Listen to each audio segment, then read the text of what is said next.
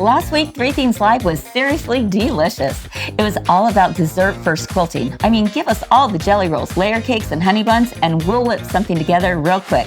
We also had our special guest, Amy Smart of Riley Blake Design, stop by. She shared with us her best tips for working with pre-cuts. We made quilts, table runners, and coasters. And we're not just talking about food here. Well, not entirely about food. If you know, you know. And if you don't know what I'm talking about, then you especially need to watch these shows. Join us live every Monday through Wednesday at 1 p.m. Mountain, 3 p.m. Eastern. So what are you waiting for? You belong here. Catch up on last week's shows via Facebook or YouTube by clicking the links below. Three Things Live is where we always have something to make you smile, Something to learn, and something to discover. Let's go!